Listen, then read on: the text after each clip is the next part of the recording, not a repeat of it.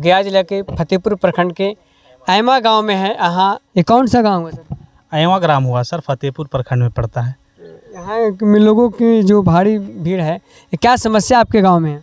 सबसे पहली बात तो आपको हम जनता जागरूक न्यूज़ का जो है धन्यवाद करना चाहते हैं कि इस ग्रामीण जनता का समस्या सुनने के लिए इस एकदम देहात क्षेत्र में पहुँचे हैं। ये सबसे बड़ी बात है सर।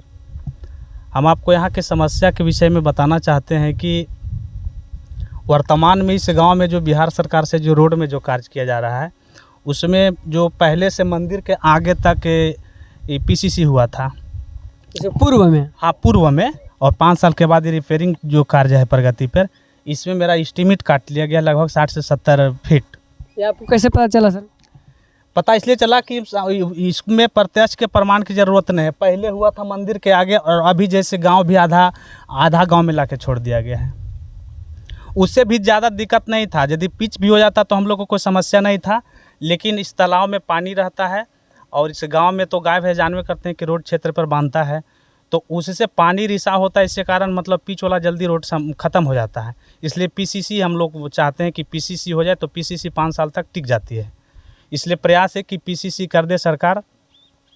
और अभी वर्तमान में सबसे बड़ी समस्या हमारे इस ऐमा दोनों डीह और ठाकुर बिगहा के बीच, ये तीनों जो डीह देख रहे हैं, ऐमा ठाकुर बिगहा जो है, उसका सबसे बड़ी समस्या भी ये जो तालाब जो देख रहे हैं, पोखर, इससे लगभग 81 बीघा उधर मतलब कि पटवन होता है, जिससे कि कम से कम 2-3 हज़ार मन गेहूं का मतलब कि डैमेज है। अगले साल भी यहाँ पे धान नहीं हुआ था, इस वर्ष भी धान नहीं हुआ। ये हम नहीं, किसी से पूछिएगा, पूरा बिहार की स्थिति है। लेकिन खास करके मेरे गांव में तो एकदम जैसे धान नहीं हुआ।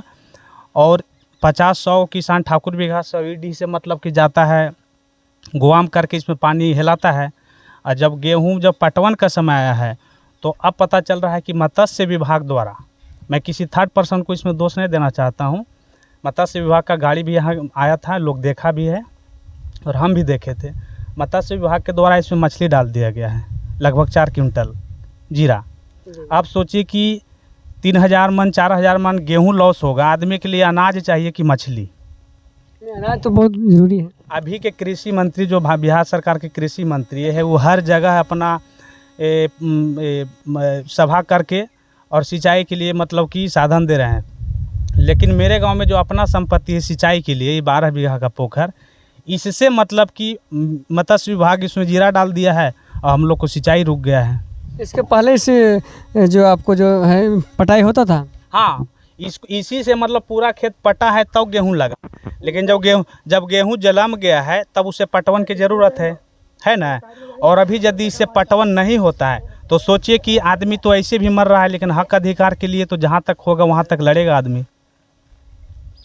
और ये चुनौती है, सबसे बड़ी चुनौती है। और तीसरा चुनौती है कि हमारा यहाँ का जो समझिए कि जो रीड होता है शिक्षा, यहाँ का जो हेडमास्टर है, इतना मतलब लापरवाह हेडमास्टर है कि जो भी वहाँ टीचर है, पहले से जो उपस्थित टीचर हैं, वो मतलब पढ़ाने के मामले में सब कहानी गोल। जहाँ तक मतलब बच्चा नहीं जाने की रीज़न यही है ना कि आप सही से जो बिहार सरकार से मतलब मिलता है, उसको भोजन मिलता है, चाहे और कुछ मिलता है, और पढ़ाई जो मिलना चाहिए वो सब कुछ हो नहीं रहा है।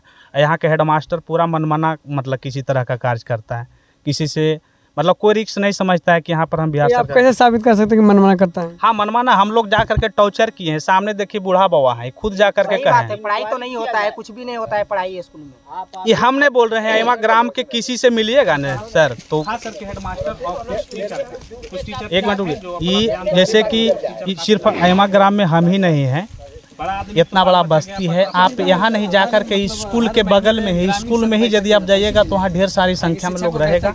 और हेडमास्टर का, खास करके हेडमास्टर और कुछ टीचर का, कुछ टीचर ठीक हैं जो अपना ध्यान देते हैं, लेकिन कुछ टीचर काफ़ी लापरवाह हैं। तो समझ में नहीं आता है कि स्कूल बड़ा आदमी तो बाल बच्चा गया पटना पढ़ता है।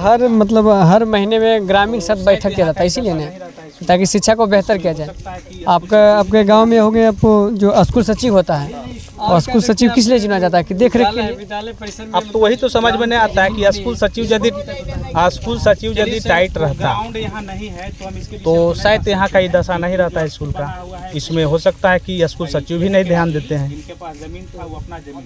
और क्या देखते हैं आपके जो विद्यालय है, विद्यालय परिसर में मतलब ग्राउंड के लिए जमीन भी नहीं है, इससे भी दिक्कत होता है। चलिए सर, ग्राउंड यहाँ नहीं है तो हम इसके विषय में तो नहीं कह सकते हैं, क्योंकि वो जो स्कूल बना हुआ है कुछ यहीं के आदमी जिनके पास जमीन था वो अपना जमीन दिए हैं। तो इतना बिहार सरकार का जमीन वहाँ पे नहीं है कि कोई ग्राउंड दे, अपना रहती जमीन दे करके बनवाएं। इसके लिए बहुत बहुत धन्यवाद है उस आदमी का। लेकिन ग्राउंड का जगह नहीं है, इसलिए ग्राउंड पर तुम कुछ फोकस नहीं कर सकते हैं। तो हर गली में अपना। और आपके गांव में और क्या क्या समस्या सो बताइए। उसी में चाहे गड्ढा समस्या तो मेन रूप से मेरा गांव में एक और समस्या है जो भूल गए थे। यहाँ सबसे बड़ी समस्या नाली का है, क्योंकि देख रहे हैं ना इस गांव में आप यदि पूरे गांव गली गली घूमेंगे तो हर गली में अपना गली का जो लास्ट जो होता है रास्ता, उसी में चाहे गड्ढा खन के अपना अपना पानी लोग स्टॉक किए हुए, क्योंकि नाली है नहीं, नाली नहीं बनाते। इसके लिए और मांग है कि कम से कम यहाँ नाली का सुविधा बहुत जरूरी है। और अभी तक नल जल भी नहीं हुआ है। अभी तक जो ढलैया हुआ, ढलैया होने से पहले तो पानी का भी जो बगल का घर होता है उसको तो पानी के निर्माण के लिए नली बनना चाहिए, लेकिन फिर नली नहीं बनाते। इसके लिए आप लोग कभी आवाज नहीं उठाए?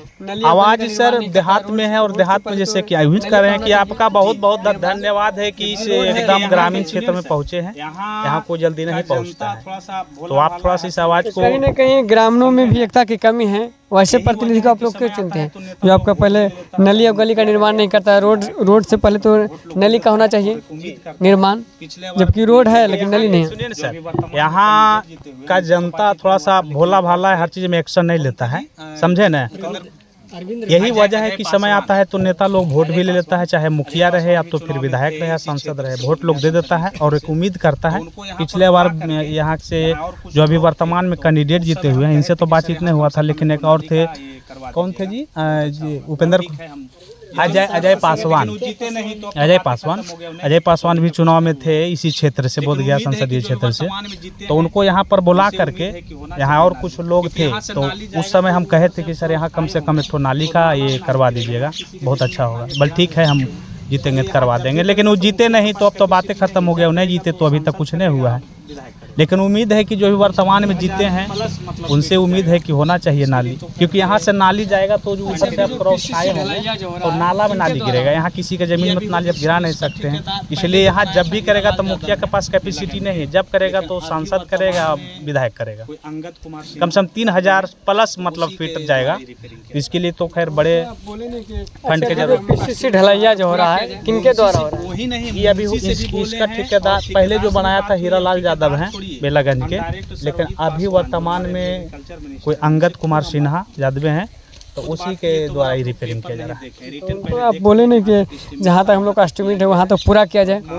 वही नहीं, मुंशी से भी बोले हैं और ठेकेदार से भी बात हुई, और ठेकेदार छोड़िए, हम डायरेक्ट सर्वजीत पासवान जो हमारे अभी एग्रीकल्चर मिनिस्टर है उनसे खुद हम बात किए, खुद बात किए। तो बोला आप लोग पेपर नहीं देखें, रिटर्न पहले देख लीजिए, जहाँ तक एस्टिमेट था वहाँ तक किया गया है, और काम में बाधा मत डालिए, और नहीं डालिए। आप यदि बाधा डालते हैं तो ठीक है, अपना नए काम होगा तो उसका पैसा नहीं निकलेगा। लेकिन हम यहाँ पे बैठे हैं इसी काम के लिए, मान लिया जाए टूटेगा तो फिर 5 साल में रिपेयरिंग होगा, इसलिए काम होने दीजिए। इस तरह सर्वजीत जी बोले। हाँ, सर्वजीत जी बात करे तो उसमें 2-3 आदमी वहाँ पर था। ज़्यादा नहीं बढ़ाएंगे जो मेरा, तो जब हम डायरेक्ट इस अपना जो विधानसभा क्षेत्र है उसका खुद मतलब कि विधायक से बात कर चुके हैं। हम इतना भी आग्रह किया कि जो स्क्रूटनी इंजीनियर होता है, जो मतलब एस्टीमेट बनाता है, आप थोड़ा सा उनको बोल दीजिए और वो एस्टीमेट थोड़ा सा बढ़ा देंगे, और ज़्यादा नहीं बढ़ाएंगे जो मेरा पहले से हुआ है कम से कम वहाँ तक कर दिया जाए। क्या नाम हुआ आपका? हमारा नाम प्रसाद यादव है। क्या समस्या आपके गांव में? हमारा समस्या यही है कि पोखर में 12 बीघा का पोखर है और उसमें पानी है, जीरा डला गया। हम लोग को 200 बीघा जमीन पड़ती है। हम जीरा डला गया मतलब मछली। अच्छा। हाँ, तो हम लोग यहाँ 500 आदमी बिना खैले मर जाएंगे। पर धान नहीं हुआ, इन साल नहीं धान हुआ, और गेहूँ जो लगाए हम लोग कर्जा महाजन करके, यदि नहीं पटवन होगा तो हम लोग सब जनते मर जाएंगे खैला बिना। इसके पहले से पटवन होता था? हाँ, जुग बीत गया। 200 खुटी ये जो पोखर है, कैमरा में फोकस कीजिएगा। पोखर आप जो सामने जो देख रहे हैं, कितना दिन से पोखर है आपका?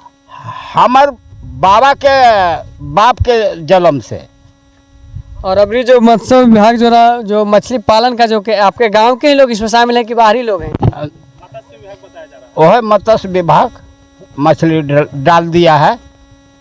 तो ये ग्रामीण को जानकारी दिया कि मतलब ना कोई जानकारी नहीं, बिना जानकारी दिए हुए हैं। हाँ। तो आप लोग क्या कीजिएगा? अब क्या कीजिएगा, सब सरकार का यही मर्जी, तो हम लोग बिना खैले मर जाएंगे। इसके लिए आप लोग सरकारी विभाग में आप जानकारी दिए? आप लोग जानकारी दिया हुआ, हम लोग सरकार से हाथ जोड़ते हैं कि हम लोग का पटवन होना चाहिए, हम लोग जो हम जीवित रहे। इस यानी जो पानी है, पानी से मतलब पटवन होता था पहले भी? हाँ पहले भी। और वर्तमान में भी होगा तभी? इसके लिए आपको कहीं से पानी उपलब्ध नहीं है? नहीं, कहीं नहीं है, बगल घूर के देखा जाए सर। तो सरकार से आप लोग अपेक्षा रखते हैं? हाँ। आप समझ सकते हैं, इधर कैमरे में फोकस कीजिएगा। ये जो सामने आप लोग जो पोखर देख रहे हैं, ये ऐमा गांव का है। बताया जा रहा है कि पोखर से 12 बीघा 14 बीघा का ऐमा गांव में जो गेहूं का फसल लगा हुआ उससे पटवन होता था पहले भी, और अभी वर्तमान में अगर इससे पटवन होगा तभी यहाँ के लोग मतलब इसी पर निर्भर है, क्योंकि कहीं भी बोरिंग नहीं है। तो सरकार से मेरा ये निवेदन है कि हमारी इस खबर को देखते हुए इस गांव में आकर एक संज्ञान लीजिए। मछली खाना उतना उचित नहीं है जितना कि मतलब गेहूं अनाज उचित है, इसलिए यथाशीघ्र इस वीडियो को देखकर हमारा प्रयास आप लोगों को कैसा लगा वीडियो को शेयर करें। फिर मिलता है अगले वीडियो।